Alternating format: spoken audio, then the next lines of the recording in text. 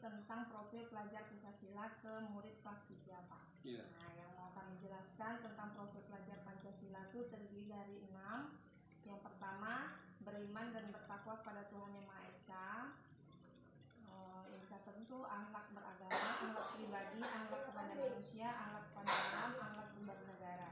Yang kedua, berkebinekaan global.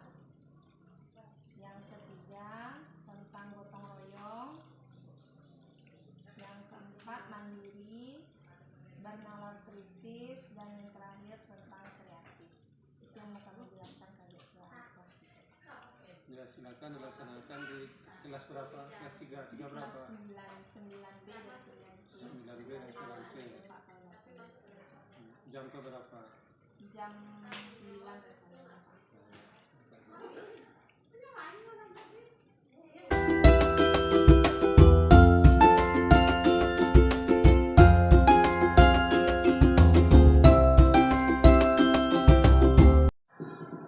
Assalamualaikum warahmatullahi wabarakatuh. Alhamdulillahirabbil alamin. Assalatu wassalamu ala asyrofil anbiya'i wal mursalin wa ala alihi washabihi rasulillah ajmain. Amma ba'du. Yang terhormat Bapak Kepala Sekolah SMP Negeri 1 Tanah Tegal, yang kami hormati Ibu Wakil Kepala SMP Negeri 1 Tanah Tegal, yang kami hormati Bapak Ibu Dewan Guru dan staf tata usaha SMP Negeri 1 Tanah Tegal, dan Ibu Pemateri Ibu Nurmala Dewi SPD GR. Baiklah, di sini saya sebagai moderator akan menyampaikan susunan acara demi acara, di mana tema materi kita hari ini yaitu diseminasi penyebaran pemahaman budaya positif di SMP Negeri 1 Tanah Tegal. Kepada Ibu Nurmala Dewi SPD, kami persilakan.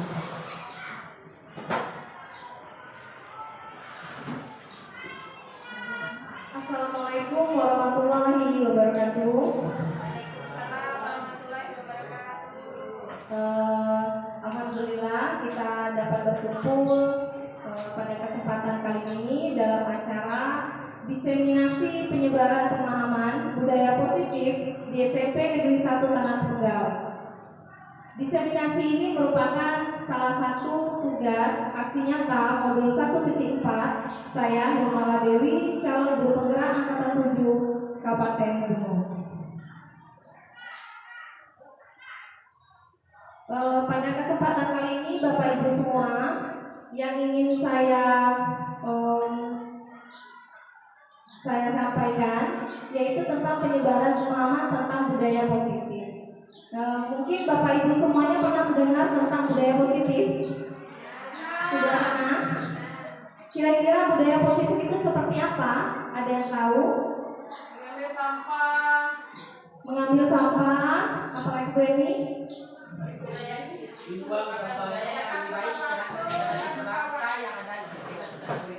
Iya, terima kasih. Benar sekali ya, Ibu Mas. Jadi kita sebagai guru harus memiliki budaya positif, kemampuan dalam mewujudkan budaya positif di sekolah.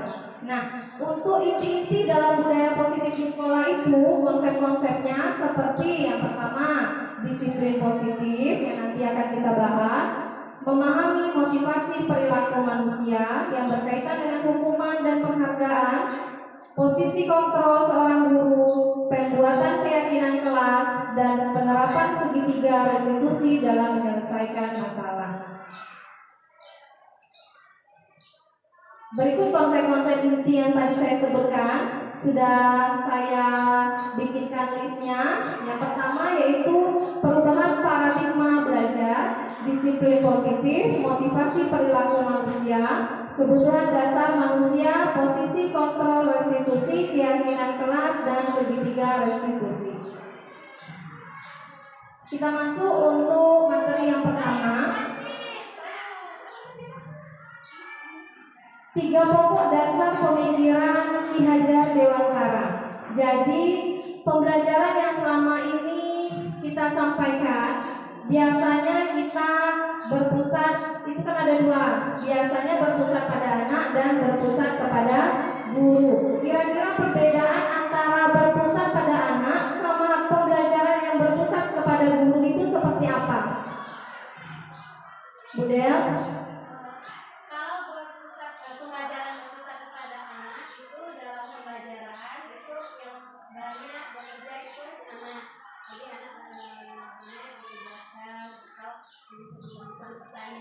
Ya. Karena kalau berpusat kepada guru, jadi yang aktif di dalam kelas itu guru.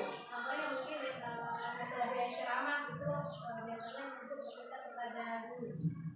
Terima kasih Bu Del. Memang selama ini mungkin kita masih sering menggunakan pembelajaran yang berpusat kepada guru, termasuk juga saya sebelumnya. Jadi biasanya kita memberi catatan, kita menerangkan di depan, di papan tulis, dan anak hanya menerima ilmu saja. Nah, mulai dari sekarang, sesuai dengan pemikiran Ki Hajar Dewantara, itu yang pertama pembelajaran itu harus berpusat kepada anak. Yang kedua, pendidik itu menuntun kodrat anak. Maksud menuntun di sini, kita sebagai guru, setiap anak itu kan pasti memiliki kodratnya masing-masing, memiliki kemampuan, sebenarnya kemampuannya masih tersembunyi, memiliki kemampuan yang sebenarnya masih tersembunyi di dalam diri anak tersebut. Dulu waktu kita kecil, kita biasanya ada istilah guru itu menuliskan di kertas bagaikan menulis di kertas yang kosong, seperti itu ya. Nah, sekarang ini menurut Ki Hajar Dewantara, kalau sebenarnya kertas itu tidak kosong, kertas itu sebenarnya sudah terisi, hanya saja tulisannya masih samar-samar, seperti itu. Nah, kita sebagai guru memperjelas tulisan yang ada di kertas anak tersebut. Jadi kita tidak lagi ibaratnya menuliskan anak itu menerima ilmu itu bagaikan kertas yang kosong, tidak. Sebenarnya anak itu sudah ada kemampuannya dari dalam dirinya masing-masing. Pemikiran Ki Hajar Dewantara tentang yang ketiga yaitu trilogi pendidikan. Trilogi pendidikan itu ada 3. Yang pertama, Ingarso Suntolodo, Ingmadia Manungkarso, Tuturi Handayani. Mungkin ada Bapak Ibu guru yang pernah mendengar istilah ini. Bahasa apa nih? Bahasa Jawa ya? Bahasa Sanskerta. Bahasa Sanskerta. Ibu Linda bisa mengartikannya? Bahasa Jawa. Bahasa Jawa. Ingarso Suntolodo, Ingmadia Manungkarso, Tuturi Handayani. Iya, betul ya Bu Linda. Jadi yang tulisan yang pertama kali itu Ingarso Suntolodo, maksudnya kita sebagai guru merupakan panutan di depan bagi anak murid. Kita sebagai contoh bagi anak murid kita. Apa itu contoh perilaku, contoh kita dalam bertutur kata, contoh kita dalam berpakaian, mungkin pokoknya kita sebagai pedoman, sebagai contoh seseorang yang di buku dan ditiru guru itu, seperti itu. Yang kedua, Ingmadia Manungkarso. Ingmadia Manungkarso ini maksud dari pemikiran Ki Hajar Dewantara yang kedua ini, kita sebagai guru itu berada di tengah. Berada di tengah ini kita menuntun atau membimbing anak untuk mencapai pembelajaran, proses pembelajarannya. Jadi kita membimbing anak, kita berada di dekat anak, berada di tengah-tengah anak, untuk supaya murid kita berhasil dalam proses pembelajarannya. Nah, yang ketiga ini bagaimana? Yang ketiga ini adalah Tuturi Handayani. Tuturi Handayani yang dimaksud di sini adalah sebagai pendorong di belakang, bukan kita mendorong murid, tapi kita mendorong murid melalui semangat, pemberian semangat kepada murid agar dia dapat mencapai proses pembelajarannya secara maksimal, seperti itu. Yang kedua, materi saya tentang disiplin positif. Tentunya Bapak Ibu guru semua mengetahui tentang disiplin positif. Yang dikatakan Ibu Was tadi sangat benar ya. Apa tadi Bu Was? Disiplin positif itu Bu Was? Memberikan arahan yang lebih baik kepada anak sendiri atau anak sendiri dan diterapkan dalam kehidupannya sehari-hari. Ya, benar sekali. Memberi arahan kepada anak-anak didik kita agar menjadi yang lebih baik lagi. Jadi disiplin ketahui selama ini, biasanya anak-anak itu melakukannya karena 3 alasan. Yang pertama, alasan yang karena menghindari hukuman atau paksaan. Yang kedua, anak melakukan disiplin itu karena ia ingin mendapatkan penghargaan atau hadiah. Betul ya? Dan yang ketiga, anak melakukan disiplin karena dari hatinya masing-masing. Mungkin kita paling banyak, termasuk saya juga, melakukan disiplin karena takut akan hukuman atau tentunya dengan paksaan seperti itu. Nah, cara penerapan disiplin yang mengajarkan anak bertanggung jawab dan menumbuhkan kesadaran diri berdasarkan nilai-nilai kebajikan. Disiplin positif ini lebih ke arah disiplin diri yang dapat mengontrol diri dari melakukan segala tindakan. Dan disiplin positif dapat membuat murid memahami dan menyadari berdasarkan motivasi internal, bukan akibat paksaan, pujian, atau hukuman. Itulah yang ingin kita tekankan lagi ke anak, kalau disiplin itu sebenarnya dilakukan bukan karena paksaan, pujian, atau hukuman. Yang ketiga, materi kita tentang motivasi perilaku manusia. Motivasi perilaku manusia itu terdiri dari 2, yaitu ada motivasi eksternal dan motivasi internal. Motivasi eksternal itu indikatornya yaitu untuk menghindari ketidaknyamanan atau hukuman. Yang kedua, untuk mendapatkan imbalan atau penghargaan dari orang lain. Nah, itulah yang tadi saya jelaskan. Jadi untuk menghindari ketidaknyamanan atau hukuman dan mendapatkan imbalan, penghargaan dari orang lain itu sebenarnya dari luar atau eksternal. Yang kedua, motivasi internal untuk menjadi orang yang mereka inginkan dan menghargai diri sendiri dengan nilai-nilai yang mereka percaya. Jadi di antara kedua ini, antara motivasi eksternal dan motivasi internal yang bertahan lama, kira-kira yang mana Bapak Ibu untuk diri anak? Motivasi internal ya Mas. Motivasi internal itu kan kalau memang dari diri anaknya sudah berubah, tentu disiplin diri itu akan berlaku selama-lamanya seumur hidupnya, bukan hanya di sekolah tapi juga di rumah dan lingkungan masyarakat. Kalau motivasi eksternal, kalau tidak ada hadiah, misalnya kita ranking 1, tidak ada lagi hadiah buku, mungkin anak-anak tidak akan berlomba-lomba untuk mendapatkan ranking 1 itu. Yang materi selanjutnya yaitu tentang kebutuhan dasar manusia. Ada 5 kebutuhan dasar manusia. Yang pertama, kebutuhan untuk bertahan hidup. Yang kedua, kebutuhan rasa sayang dan rasa diterima. Yang ketiga, kebutuhan penguasaan.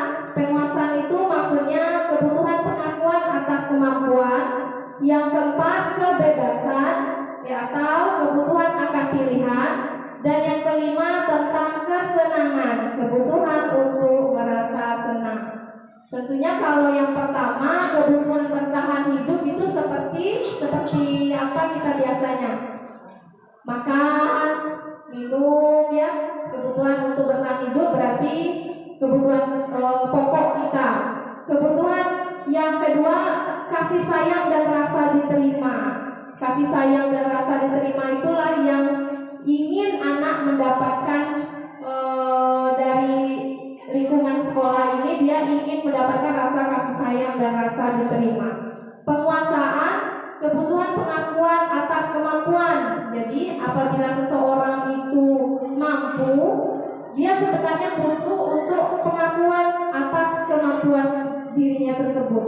Yang selanjutnya, kebebasan, kebutuhan akan pilihan. Ini yang paling sering, kebebasan. Anak inginnya bebas, ya, kebutuhan akan pilihan. Tentunya dia bebas, pasti memiliki pilihan hidupnya, alasan mengapa dia memiliki kebutuhan kebebasan tersebut.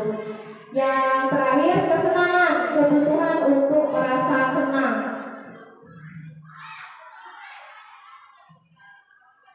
Yang selanjutnya, posisi kontrol seorang guru. Nah, dalam menghadapi permasalahan anak selama ini, kita menyelesaikan masalah anak, ada posisi kontrol seorang guru. Yang pertama, kita sebagai penghukum. Jadi, apabila anak tersebut melakukan kesalahan, kita langsung hukum. Apakah itu kesalahannya? Pokoknya terlambat langsung disuruh skor jam gitu. Oh terlambat, langsung push up gitu. Itu penghukum. Pemantau, kita hanya pemantau aja. Oh ada terlambat nih, pantau nih dulu nih. Pemantau.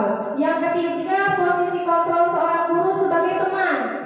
Berarti murid itu menganggap kita sebagai teman. Kita juga menganggap murid sebagai teman. Yang keempat, pembuat merasa bersalah. Nah, begitu anak melakukan kesalahan, kita tanya, apa kesalahannya? Apa kita membuat anak merasa bersalah seperti itu? Yang kelima, posisi kontrol yaitu sebagai manajer. Manajer seperti ini. Berikut penjelasannya. Nah, Bapak Ibu semuanya, coba kita lihat pengertian atau penjelasan dari 5 posisi kontrol seorang guru. Yang pertama yaitu sebagai penghukum. Seorang penghukum bisa menggunakan hukuman fisik maupun verbal. Orang-orang yang menjalankan posisi penghukum senantiasa mengatakan bahwa sekolah memerlukan sistem atau alat yang lebih menekan murid-murid lebih dalam lagi. Guru-guru yang menerapkan posisi penghukum akan berkata, yang pertama, patuhi aturan saya atau awas. Nah, yang kedua, kamu selalu saja salah. Itu kalimat dari seorang penghukum. Yang ketiga, pasti selalu yang terakhir selesai. Biasanya itu murid kalau terakhir selesai mengerjakan tugas, kita mengatakan seperti itu, berarti itu kalimat seorang penghukum. Nah, guru seperti ini senantiasa percaya hanya ada satu cara agar pembelajaran bisa berhasil, yaitu ya cara dia. Yang kedua yaitu sebagai pemantau. Posisi guru sebagai pemantau. Memantau berarti mengawasi. Pada saat kita mengawasi, kita bertanggung jawab atas perilaku orang-orang yang kita awasi. Posisi pemantau berdasarkan pada peraturan-peraturan dan konsekuensi dengan menggunakan sanksi dan konsekuensi. Kita dapat memisahkan hubungan pribadi kita dengan murid sebagai seseorang yang menjalankan posisi pemantau. Pertanyaan yang diajukan seorang pemantau biasanya seperti ini. Peraturannya apa? Yang kedua, apa yang telah kamu lakukan? Jadi apabila murid itu melakukan sebuah kesalahan, kita nanya, apa yang sudah kamu lakukan? Yang ketiga, sanksi atau konsekuensinya apa? Kita menanyakan apa yang sudah dia lakukan, konsekuensinya apa. Itu merupakan kalimat-kalimat dengan posisi guru sebagai pemantau.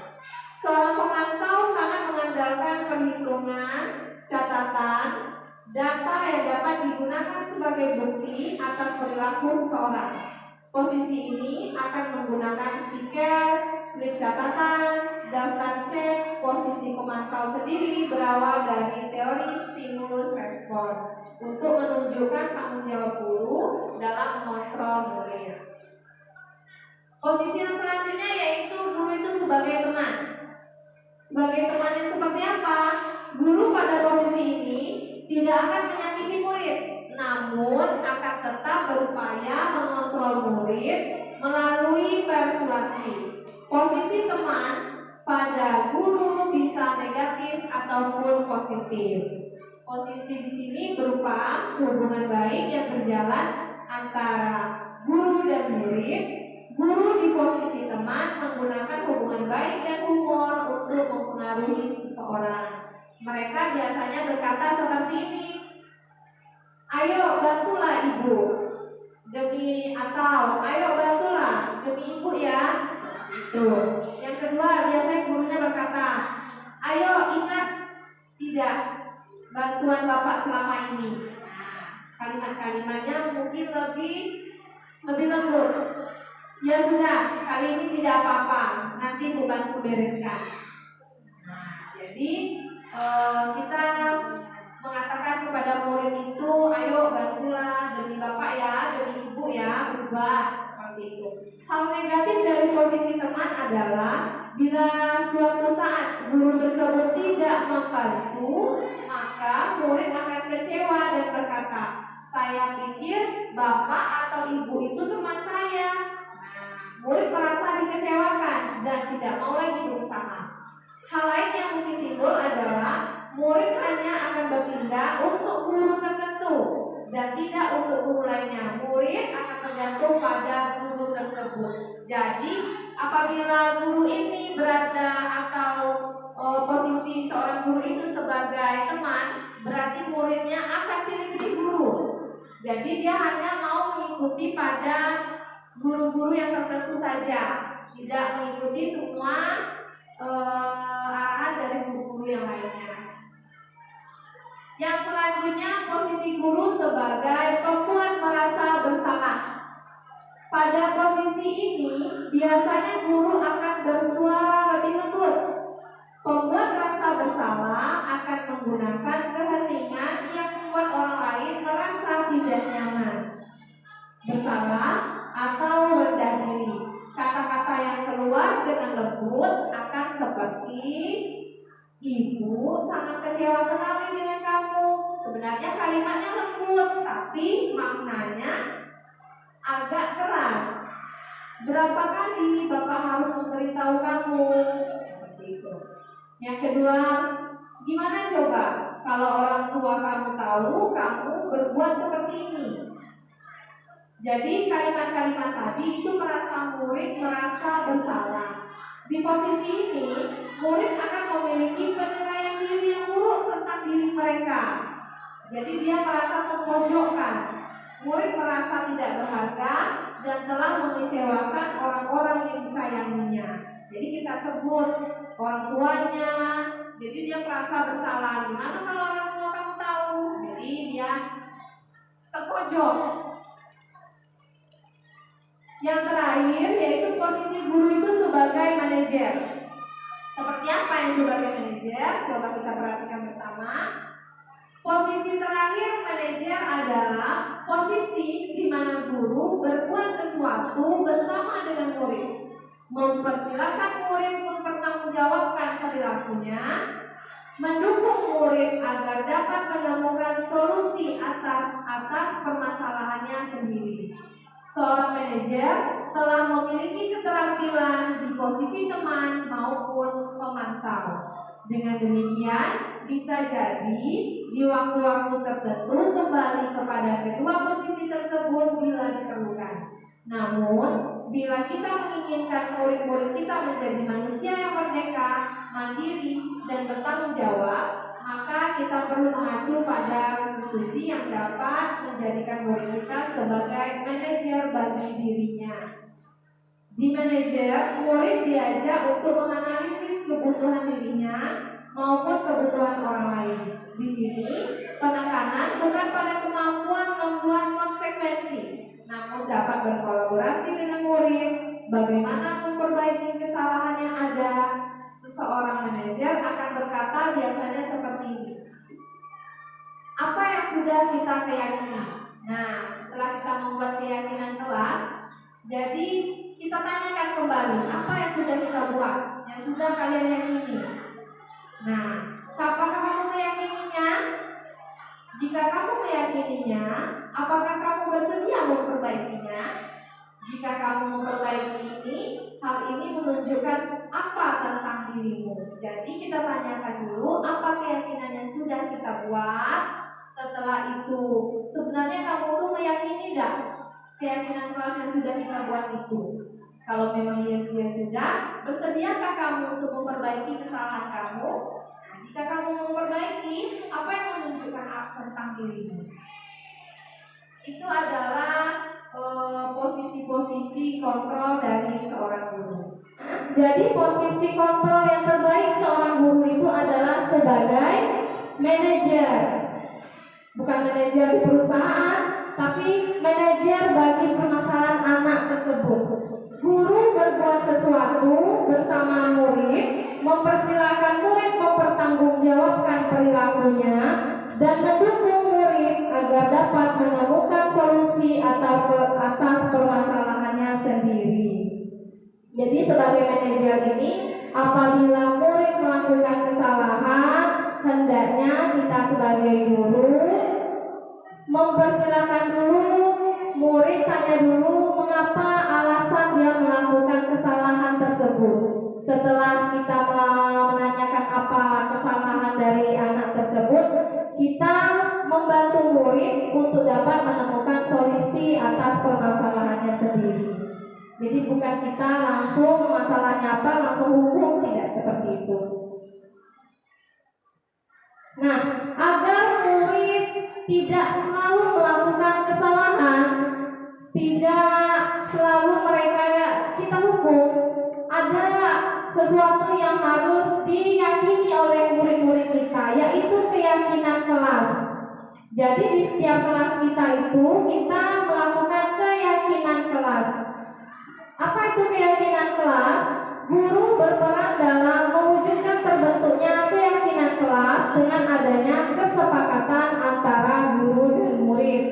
Yang kedua, keyakinan kelas berupa pernyataan universal yang mudah diingat, dipahami, dan harus diterapkan dalam lingkungan sekolah. Jadi hendaknya di setiap kelas itu nantinya kita membuat keyakinan kelas, kita tempel aja di kertas kecil-kecil, masing-masing anak apa keyakinan kelas yang dimiliki oleh anak tersebut. Nanti kalau ada keyakinan kelas yang sama, bisa kita satukan, kita rekap lagi buat bagus-bagus, nanti ditempel di dinding kelas. Misalnya keyakinan kelas tidak boleh ribut. Pasti semua anak nanti tuh banyak yang membuat tidak boleh ribut. Itu sudah peraturan yang mereka buat sendiri, bukan kita yang membuat. Anak-anak tidak boleh ribut, tidak. Itu memang keyakinan kelas yang harus dipatuhi oleh warga kelas tersebut. Misalnya lagi tidak boleh terlambat, ya itu keyakinan mereka harus mereka pahami karena mereka yang membuat. Nah, setelah saya melakukan pembuatan keyakinan kelas di kelas 9B, maka dapat kita lihat bersama-sama keyakinan kelas itu kan setiap anak itu beda-beda dibuatnya. Tapi ada juga kalimat-kalimat yang sama, maka kalimat yang sama itu disatukan menjadi satu. Jadi dalam keyakinan kelas itu kita tidak boleh memakai kata tidak. Tidak, dilarang, itu tidak boleh. Jadi misalnya dilarang mencontek. Nah, itu kita ubah misalnya dengan kata jujur. Nah, sebenarnya kan jujur sama dilarang mencontek hampir sama. Setelah itu dilarang membuang sampah sembarangan. Nah, kata dilarang itu kan bersifat negatif. Jadi kita ubah menjadi jagalah kebersihan. Jadi jagalah kebersihan dengan dilarang membuang sampah sembarangan itu sebenarnya maknanya sama. Berdoa sebelum belajar, setelah itu saling menyayangi, ada saling menghormati, ada jujur, ada datang tepat waktu, menjaga kebersihan, saling tolong menolong. Itu merupakan keyakinan kelas dari kelas 9B yang sudah saya lakukan. Dalam menyelesaikan masalah, ada segitiga restitusi dalam penyelesaian masalah.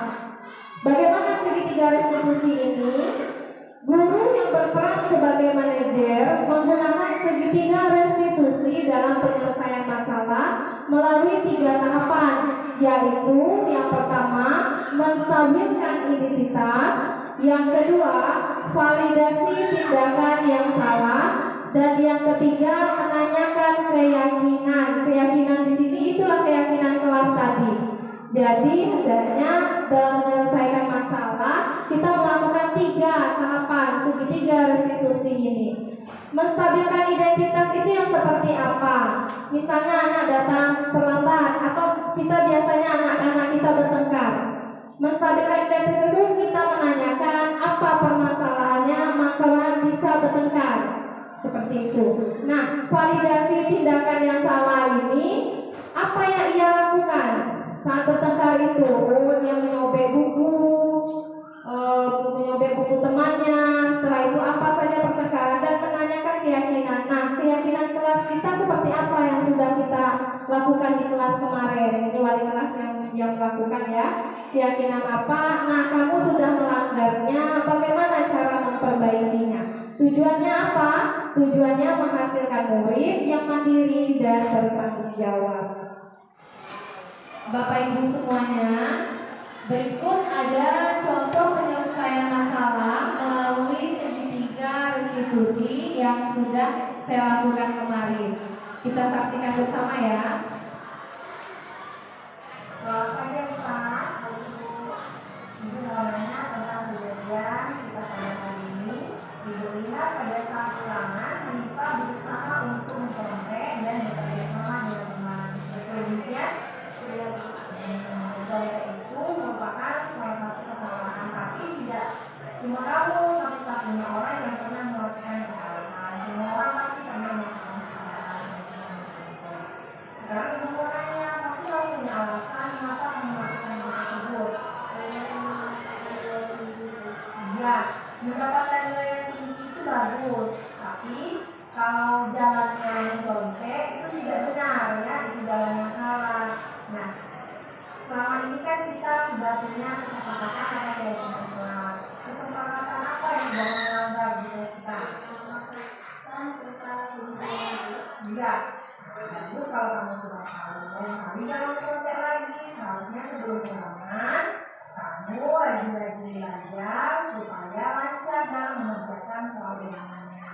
Kamu punya cita-cita? Bagus sekali. Jadi kalau pengen jadi guru seperti ibu itu juga sangat penting. Enak ya?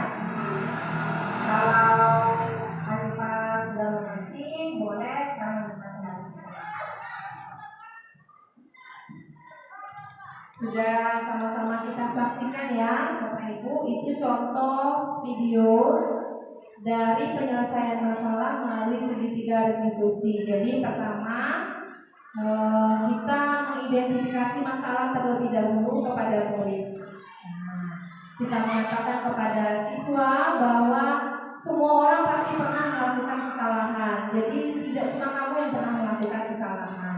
Jadinya anak tidak terlalu merasa bersalah. Kalau kita sudah mengidentifikasi masalah, barulah kita tanyakan masalahnya apa, seperti itu. Apa yang telah dia lakukan? Apa alasan dia melakukan hal tersebut? Baru kita mencari solusi. Setelah itu, kamu bisa tidak mencari apa solusi dari penyelesaian dari masalah kamu itu? Hanifah mengatakan dia akan belajar lebih lanjut.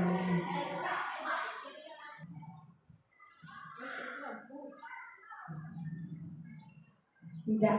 Sudah selesai materi-materi tentang diseminasi pemahaman, penyebaran pemahaman disiplin positif kita pada hari ini. Mungkin ada Bapak Ibu yang ingin bertanya, saya persilahkan.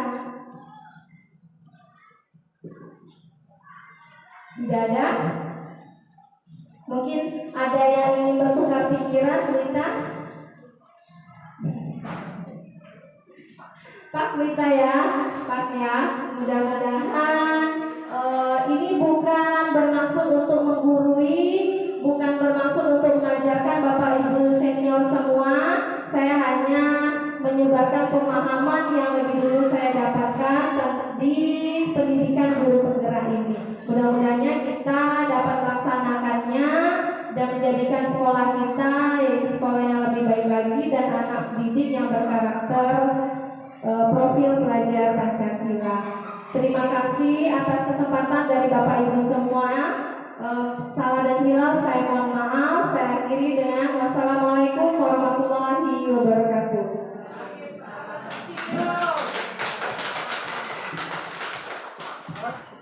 Baiklah, kami ucapkan terima kasih kepada Ibu Nurmala Dewi SPD.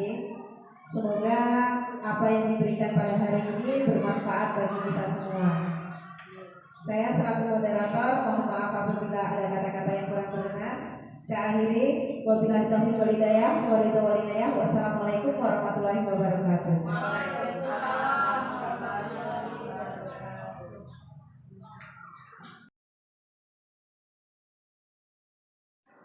Assalamualaikum warahmatullahi wabarakatuh. Waalaikumsalam warahmatullahi wabarakatuh. Selamat siang anak-anak ibu semuanya. Siang. Apa kabarnya?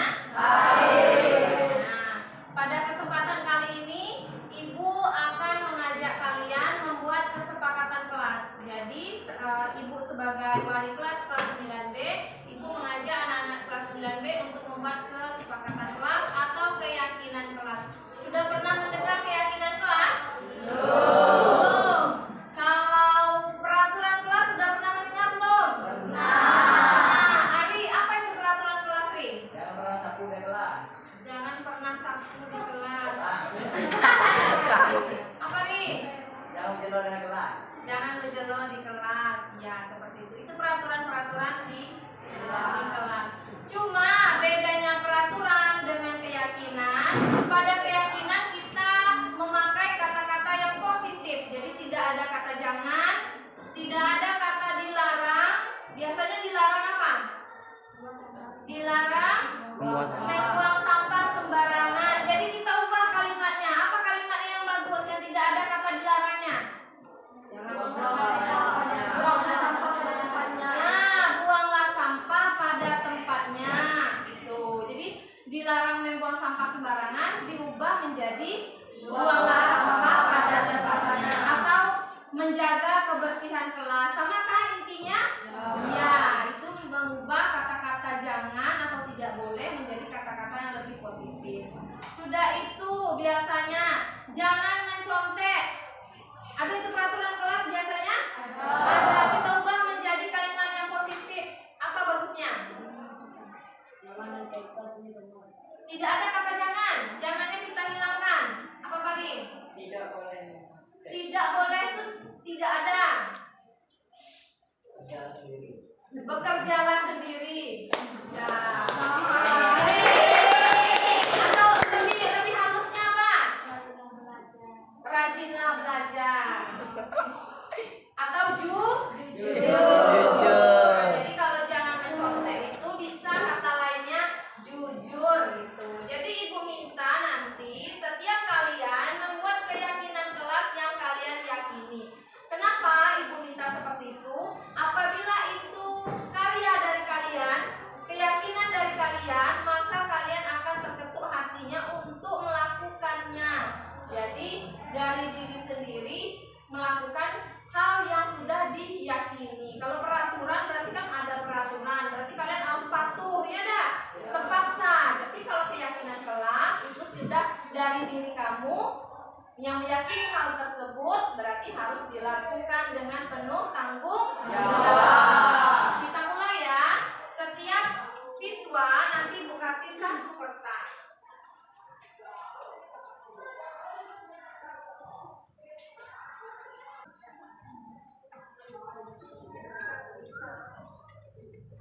Sediakan pena untuk membuat keyakinan kelas kita.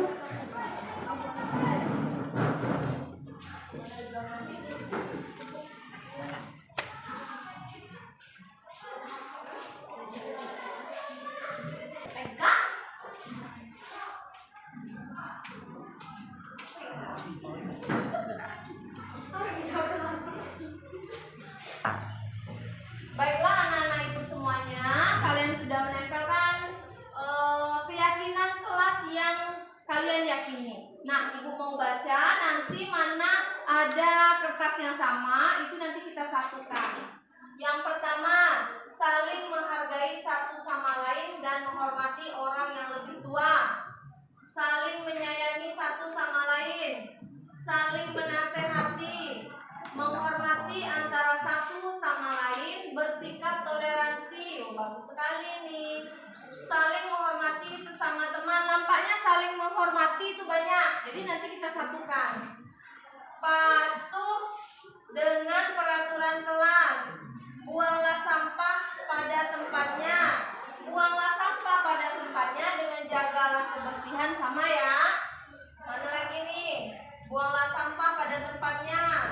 Saling menghargai, rajin ke sekolah. Ini satu-satunya yang buat nih. Rajin ke sekolah. Belajarlah dengan keyakinan kita sendiri-sendiri di kelas 9B. Bagus ya. Saling menasehati. Saling menyayangi sesama teman. Nah, nanti ini beberapa akan ibu sisihkan lagi mana kalimat yang sama, nanti dijadikan satu. Anak-anak ibu, setelah ibu seleksi mana kertas-kertas kita yang sama, ada tersisa 9 keyakinan kelas yang sudah kalian yakini. Jadi ini secara keseluruhan ada 9 intinya dari keyakinan kelas yang sudah kita buat bersama-sama. Semoga keyakinan kelas yang sudah kita buat ini, yang sudah kalian yakini, kalian lakukan dengan sepenuh hati. Bisa? Bisa. Sekarang waktunya kita menandatangani pernyataan bahwa keyakinan kelas ini akan kita laksanakan dengan sepenuh hati. Boleh dimulai dari Asapik untuk maju ke depan.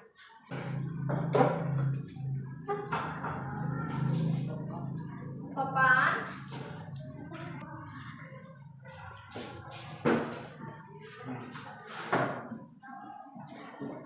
Dewi.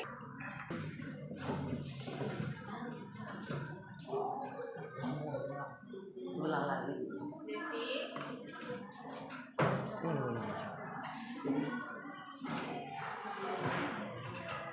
Widya.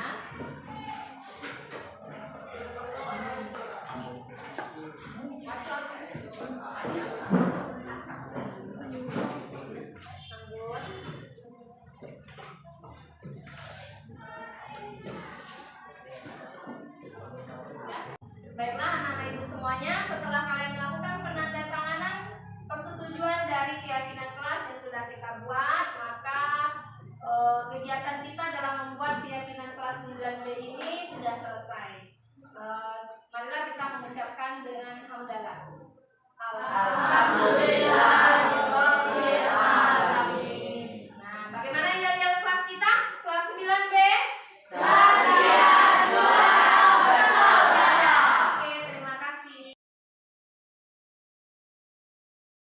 Selamat pagi Hanifa. Pagi Bu.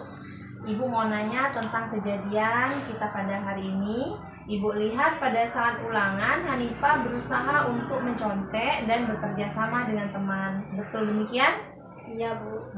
Mencontek itu merupakan salah satu kesalahan, tapi tidak Cuma kamu satu-satunya orang yang pernah melakukan kesalahan. Semua orang pasti pernah melakukan kesalahan, contohnya mencontek.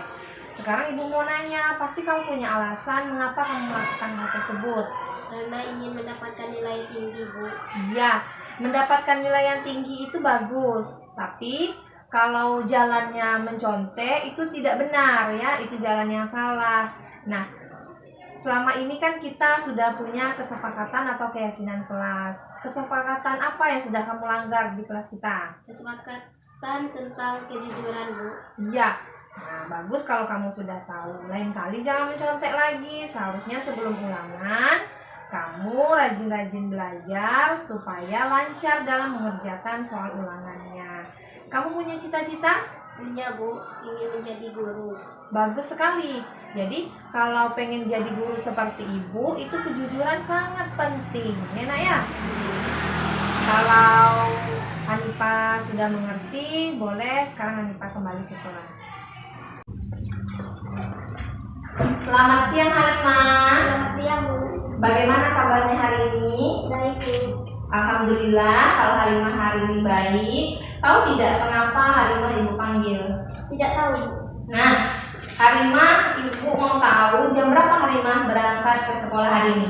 Jam 7:30, Bu. Kalau sekolah kita masuknya jam berapa? Jam 7:30, Bu. Nah, sama ya. Jadi kalau Halimah datangnya jam 7:30, sedangkan sekolah kita masuknya juga jam 7:30, kira-kira Halimah terlambat tidak datang ke sekolah? Terlambat. Terlambat ya? Iya. Iya, jadi sebenarnya tidak apa-apa. Semua manusia pasti pernah melakukan kesalahan. Ibu pun juga pernah melakukan kesalahan tersebut. Tapi kalau ibu boleh tahu, Halimah datang terlambatnya karena apa? Tadi malam saya tidurnya kemalaman, Bu. Kemalaman. Kenapa kok bisa kemalaman? Main HP. Halimah main HP sampai larut malam.